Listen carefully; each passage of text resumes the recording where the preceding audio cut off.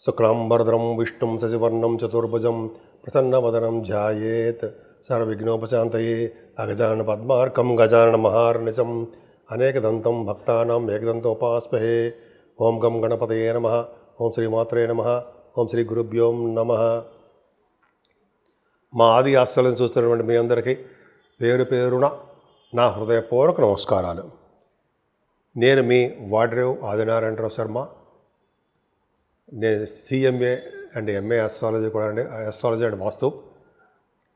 నా cell number 7075389589 7075389589. So మీకు ఏమైనా జాతకాలు చెప్పించుకోదలుచుకుంటే మీరు నేను చెప్పిన నెంబర్కి లేదా కింద స్క్రోల్ అవుతున్న నెంబర్కి కూడా మీరు పంపించే జాతకాలు పరిష్కార మార్గాలు చెప్తామండి. Date of birth, time of birth, place of birth 3 కూడా ఉండాలి.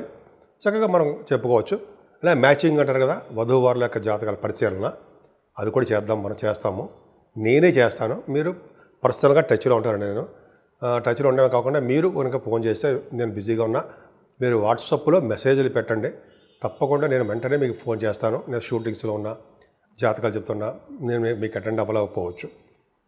ఏదేమైనా నేను చెప్పేవన్నీ కూడా శాస్త్ర ప్రకారము మా ఎగ్జామ్ ఎఫర్ట్స్ తోటి నేను చెప్తున్నాను. జాతకాలు ఇవన్నీ కూడా తెలుసుకోవడం వరకు మాత్రమేనండి. భయపడాల్సిన అవసరము, చింతించవలసిన అవసరము, అసలు భయపడాల్సిన అవసరం ఏమీ లేదు. ఏ గ్రహాలైనా మన ప్రాణహాని ఏమాత్రం చెయ్యవు. కాకపోతే తెలుసుకోవడం కోసం మాత్రమే నేను ఇవన్నీ కూడా చెప్తాను. అందరూ కూడా దయతో స్వీకరించవలసిన ప్రార్థన. పైగా అంటే స్వీకరించవలసిన ప్రార్థన అంటే మీరు జాగ్రత్తగా చూడండి తప్ప మీరు సీరియస్గా యాక్షన్ తీసుకోవడం అటువన్నీ ఉండకూడదు. యాక్షన్ తీసుకోవడం అంటే మీకు మీరు భయపడిపోవడము ఇవన్నీ అదేం లేదు. అన్ని గ్రహాల గురించి ప్రభావం తెలుసుకుంటాం అంటే అంతేకాదు. సరే అది పక్కన పెడితే నేను నా వీడియోస్ చెప్పినవి మీకు నచ్చితే లైక్ చేయండి, షేర్ చేయండి, సబ్స్క్రైబ్ చేయండి. ఇప్పుడు మనం జూలై 6th నుంచి 12th వరకు కూడా ఈ వారం రోజులు ప్లానెటరీ పొజిషన్స్ మనకి ఏమి ఇస్తారు, మనం ఎట్లా ఉండబోతున్నాం అనేది మనం తెలుసుకుందామండి. సింహరాశి వారికి కొద్దిగా మిశ్రమ ఫలితాలు ఉన్నాయండి. ఫైనాన్షియల్గా కూడా కొద్దిగా చిన్న చిన్న ఇబ్బందులు ఎదుర్కొంటారు. సకాలంలో మీకు డబ్బులు చేతికి అందలేకపోవచ్చు. పైగా మీ రాశిలోనే కుజకేతులు ఉన్నారు. అది ధైర్యమే. కొద్దిగా అంటే గట్టిగా మాట్లాడడము, కొద్దిగా కోపం రావడము, అవన్నీ ప్రేమతో కూడిన కోపాలు అవన్నీ బాగానే ఉంటాయి. కానీ ఇంకా ఫైనాన్షియల్గా మాత్రం కొద్దిగా ఇబ్బంది పడతారండి. మీరు సకాలంలో మీరు ధనం చేతికి అందలేకపోవచ్చు. అదైనా మీ చెల్లెలు మాత్రం 6వ తారీఖున మీ చెల్లెలు కలవడానికి అవకాశం ఉందండి. ప్రయాణాలు, షార్ట్ జర్నీస్ మీరు ఎక్కువ చేస్తూ ఉంటారు. అది అదృష్టమే. అదృష్టం అంటే అదొక ఆనందం. అదే కాకుండా గురుడు కూడా మూడో భావం దృష్టి ఉంచడం వలన కమ్యూనికేషన్ స్కిల్స్ పెంచుకోవడము, ధైర్యంగా ఉండడము, ప్రతి పనిలోనూ ముందంజలో ఉండడము, ప్రతి పని కూడా కాన్సన్ట్రేషన్గా అకౌంటితమైన దీక్షతో చేయడం జరుగుతుందండి. ఏదేమైనా మీ సింహరాశి వారికి కంఫర్టబుల్నెస్ ఏంటంటే 4th house లాడు 4th house చూసుకుంటున్నాడు. అంటే మీ విద్యలో ఎటువంటి ఢోకా లేకుండా విద్య బాగా వస్తుంది. బహుశా భూములు కానీ, అపార్ట్మెంట్స్ కానీ, వాహనాలు కానీ కొనుక్కోవడానికి అవకాశం మీ జాతకాలు ఇచ్చే ఉన్నాయి. అంతేకాకుండా చక్కటి పుత్ర సంతాన యోగము, పుత్రికా సంతాన యోగము ఉంటారు. పుత్రికా సంతాన యోగము మీకు ఉన్నారు. 9, 10 తారీఖులో గజకేసరి యోగం ఉన్నారు కాబట్టి పంచమ స్థానము. హార్స్ రైడింగ్ కూడా మీకు అవకాశం ఉందండి. హార్స్ గుర్రాలంటే ఇష్టపడము, గుర్రాల మీద స్వారీ చేయడము ఇవన్నీ ఉంటాయి. సరే అది పక్క పెడితే ఏదేమైనా సంగీతంలో మీరు బాగా రాణిస్తారు. సాహిత్యం అంటే చాలా ఇష్టపడతారు. కళారంగం అంటే అభిరుచి ఎక్కువ. పైగా మీరు డిబేట్స్లో కూడా మీరు బాగా పాల్గొంటారండి. డిబేట్స్లో, చర్చలలో పాల్గొనడము, శాస్త్రవేత్తలుగా బాగుండడము అది చాలా బాగుంది. అంతేకాకుండా ఈ స్టాక్ మార్కెట్లో కూడా మీరు ధనప్రాప్తి కలగడానికే ఎక్కువ అవకాశం ఉంది. వాళ్ళకి మీ ఎక్స్పీరియన్స్డ్ రీచా మీకు అంత అనుభవజ్ఞం కదా, దాని ప్రకారం మీరు ఫైనాన్షియల్గా బాగుంటారు. ఏదేమైనా కొంతమందికి అయితే పొలిటికల్ రంగంలో పదవులు రావడానికి అవకాశం లేకపోలేదండి, వస్తాయి. ఈ విధంగా చాలా బాగుంది. సింహరాశి వారికి 7వ భావంలో రాహు తప్పు. ఎప్పుడు కూడా పెళ్ళిళ్ళు లేట్ చేయడము, పెళ్ళిళ్ళు అంటే ఇంట్రెస్ట్ ఉండలేకపోవడము, లేకపోతే ఏదో చికాకులు, గొడవలు, భార్య భర్తల విషయంలో చిన్న చిన్న ప్రాబ్లమ్స్ ఇవన్నీ వస్తాయి. కానీ భగవంతుడు ఏంటంటే గురుడు చూడడం వల్ల, 7వ భావాన్ని కుజుడు కూడా చూడడం వల్ల ఆ భావము చెడు ప్రభావం తగ్గుతుంది. అంటే వివాద వేడుకలు జరగడము, భార్య భర్తల యొక్క అనురాగ దాంపత్య జీవితం బాగుండము, వివాహాలు సంబంధించినటువంటి ఉంటారు సరే కుదరడం, వివాహాలు కుదరతాయంటే వివాహాలు కుదరడము. సో ఈ విధంగా ఉందండి. అష్టమ స్థానంలో శనీశ్వర దోషం ఉందండి. యాక్చువల్గా అష్టమ శని దోషం చాలా సివియర్గా ఉంటుంది. పైగా 13వ తారీఖు జూలై నుంచి ఇంకెక్కువ ఉంటుంది. అక్కడ చెప్పుకుందానండి నెక్స్ట్ వీక్లో.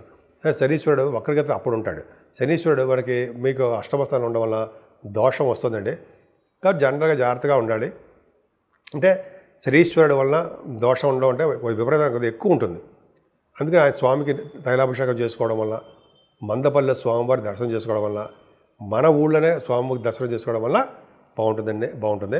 ఏదో 9th హౌస్ లార్డ్ మీ రాశిలో ఉన్నాడు, ధనప్రాప్తి కలుగుతుంది. ముఖ్యంగా మీరు రియల్ ఎస్టేట్ రంగంలో బాగా భూములు ఇవి అమ్ముడుపోవడానికి అవకాశాలు ఎక్కువ ఉన్నాయి. అపార్ట్మెంట్స్ కానీ ఇవి మీకు బాగా కలిసి వచ్చే అంశం అని ఖచ్చితంగా చెప్పచ్చు. బహుశా విదేశాలకు వెళ్ళడానికి కూడా మీకు అవకాశాలు ఎక్కువ ఉన్నాయండి. ఏదేమైనా శుక్రుడు 10th హౌస్లో ఉన్నాడు కదా. 10th హౌస్లో ఉండడం వల్ల శుక్రుడు మీకు ఉద్యోగంలో ఎటువంటి ఇబ్బంది కలగకుండా బాగుంటుంది. ముఖ్యంగా గాయకులకు వాళ్ళకి, ముఖ్యంగా సినిమా రంగంలోనూ టెలివిజన్ రంగంలోనూ ఉండే యాక్టర్స్కి బాగుంటుంది. వాళ్ళకి చాలా అద్భుతంగా ఉంటుంది. ముఖ్యంగా మంచి మంచి బట్టలు, ఆభరణాలు, అందంగా ఉండడాలు, సుగంధ ద్రవ్యాలు ఇవన్నీ కూడా మీకు రావడానికి అవకాశాలు ఎక్కువ ఉన్నాయి. పైగా ప్రొఫెషనల్గా బాగా డెవలప్ అవుతారండి. ప్రైవేట్ రంగ ఆర్గనైజేషన్లో బాగా ఉద్యోగపరంగా బాగుంటారు. అలాగే లాభస్థానంలో రవిగురులు సామాన్యం కదండి. రవి లగ్నాపతి లాభంలో అంటే విశేషం ధన సంపాదన. అలాగే గురుడు ఉన్నాడంటే బాగా డబ్బులు ధన ప్రాప్తి.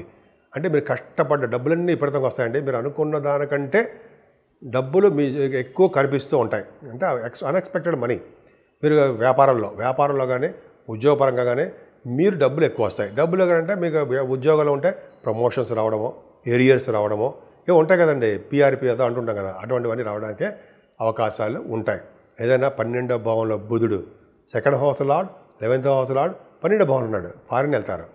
అలాగే ఎందుకంటే కర్కాటక రాశిలో బుధుడు ఉన్నాడంటే జనరల్గా ఫారిన్ వెళ్తారని, అంతేకాకుండా మీకు విష్ణుమూర్తి యొక్క ప్రభావం మీ మీద ఉంటుందని, బాగా టెంపుల్స్కి బాగా దర్శనాలు చేసుకుంటారని అని చెప్తారండి. సో బుధుడు కూడా 12వ భావంలో ఉండడం వల్ల మీ చక్కటి మీకు ధనప్రాప్తి ఉంది. దైవ దర్శనాలు ఎక్కువ జరుగుతాయి. రాహు కేతుల మధ్యలో ప్లానెట్స్ ఉండిపోయాయి కాబట్టి రాహు వలన అమ్మవారికి, కేతు వలన కుజుడికి, లేదా అమ్మవారికి మన సుబ్రహ్మణ్య స్వామికి, మళ్ళీ దేవసేన సుబ్రహ్మణ్య స్వామి వారికి పూజించడం వలన, గణపతి ఆరాధన చేసుకోవడం వలన రాహుకేతు వలన వచ్చే దోషాలు పరిహారం అవుతాయి. ఇప్పుడు మనం 12 రాశుల వారికి రెమెడీస్ ఏంటి, పరిహారాలు ఏంటి, ఏం చేస్తే మనకి బాగుంటుంది అని అందరికీ అనిపిస్తుంది కదా, నాకు కూడా అనిపిస్తుందండి. అప్పుడు మనం ఏం చేయవలసిన అవసరం లేదండి. ఎందుకంటే ముఖ్యంగా ఈ వారం రోజులు కూడా రాహు కేతుల మధ్యలో ప్లానెట్స్ అంటే గ్రహాలన్నీ ఉండిపోయాయి. ఎక్సెప్ట్ చంద్రుడు బయటకు వచ్చేస్తుంటాడు. ఉండిపోవడం వల్ల ఎప్పుడూ కూడా రాహు దగ్గర నుంచి సవ్యకాల సర్పదోషంలో ఉన్నాయి ప్లానెట్ పొజిషన్స్ అంతా. అదే ముఖ్యంగా అమ్మవారి యొక్క దర్శనం చేసుకోవడము, అమ్మవారి యొక్క కళ్యాణాలు చేయించుకోవడము, అలాగే పౌర్ణమి పూట కానీ లేకపోతే అమావాస్య పూట కానీ చండీ హోమాలు అండి. చండీ హోమం చేయించుకుంటే అమ్మవారి యొక్క ఆశీస్సులు ఖచ్చితంగా ఉంటాయి. రాహువుల వచ్చే దోషాలు పరిహారం అయి తీరుతాయి కూడా. అదొక పాయింట్. రెండో పాయింట్ ఏంటంటే కేతువు సింహరాశిలో కుజుడితో కలిసి ఉన్నాడు, సర్పదోషం. ముగ్గురు అలాగే ఉన్నారు. ముగ్గురు అంటే రాహువు, కేతువు, కుజుడు కూడా. ఇలా కుజకేతువులు సింహరాశిలో ఉన్న వాళ్ళకి అంటే మంచిదే, కానీ చిన్నపాటి దోషం కూడా. కాబట్టి మనం కేతువు కంట్రోల్కి రావాలంటే గణపతి ఆరాధన, నిత్యము గణపతి పూజించడం. కొంతమంది అయితే లక్ష్మీ గణపతి హోమం చేసుకుంటారు, అది పవర్. అయితే లక్ష్మీ గణపతిని పూజిస్తారు, అదొక అద్భుతం. అయితే గణపతిని ఆరాధన చేసుకుంటూ పౌర్ణమి పూట ఆరాధన చేసుకుంటూ మీ పేరున పూజలు చేసుకుంటూ ఉంటూ స్వామివారికి గరికి సమర్పించుకుంటూ ఉంటే ఇంకా చెప్పాల్సిన పనే లేదండి. పైగా కుజుడు కూడా ప్రభావం మీకు ఉంది కాబట్టి సుబ్రహ్మణ్య స్వామి ఆరాధన కూడా చేసుకుంటూ ఉంటే అద్భుతమైన ఫలితాలు ఉంటాయి. ముఖ్యంగా శనీశ్వరుడి యొక్క దోషం కూడా మీ మీద ఉందండి, ఈ రాశి వారికి ఉంది. కాబట్టి శనీశ్వరుని ఎప్పుడు వదలకూడదు, తైలాభిషేకాలు చేసుకుంటూనే ఉండాలి. అలాగే ఆయన స్వామివారి చుట్టూ ప్రదక్షిణ చేస్తూ, అలాగే అక్కడ మీకు పూజ చేయించినటువంటి బ్రాహ్మణ వారికి దక్షిణ ఇస్తూ ప్రదక్షిణ చేస్తూ మీరు అలా ఉంటే చక్కని ఫలితాలు మీకు వచ్చి తీరుతాయండి, అందులో డౌటే లేదు. పక్కనే ఆంజనేయ స్వామి వారు ఉంటారు. ఆంజనేయ స్వామి వారిని కూడా తమలపాకులతో పూజించడం వల్ల, ఆయన్ని సింధూరంతో సమర్పించడం వల్ల, అలాగే ఆ స్వామివారికి అప్పాలు సమర్పించడం వల్ల, అలాగే చేసుకుంటుండడం వల్ల శనీశ్వరుడు వచ్చే దోషాలు చాలా పరిహారం అవుతాయి. అంతేకాదండి, మెయిన్ ఇంపార్టెంట్ అంటే శివాభిషేకం మన అందరికీ కుదరదు కదండి. కానీ శివుడి దగ్గరికి వెళ్ళినా, గుడికి వెళ్ళినా శివుడికి మల్లెపూల మాల సమర్పించడము, అయితే మన ఇంట్లో అవకాశం ఉంటే మల్లెపూలతోటి స్వామివారికి పూజ చేసుకోవడము, తులసి దళాలతోటి, తులసి మాలను కూడా చేయించండి, తులసి దళాలతోటి, అలాగే మారేడు దళాలతోటి పూజ చేస్తే స్థిర లక్ష్యం మన ఇంట్లో ఉంటుంది అంటాం కదా.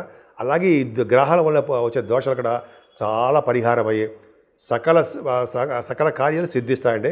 ఈ 12 రాశుల వారు కూడా, అంటే మేషం నుంచి మీన రాశి వారి వరకు కూడా ఈ దోషాలు పరిహారం అవడానికి మీకు చేతనైంది చేయండి. జనరల్గా పరిహారాలన్నీ చాలా పరిహారాల వలన మీ దోషాలు కూడా చాలా మటు కంట్రోల్ అయిపోతాయి. సో మీ అందరికీ చాలా బాగుండాలని, ఆయురారోగ్యాలతో ఉండాలని, మీరు ప్రతి పనిలోనూ ముందంజలో ఉంటూ స్పీడ్గా ఉంటూ చక్కగా రాణించాలని, రాణిస్తారని కూడా నేను మనస్ఫూర్తిగా కోరుకుంటున్నాను.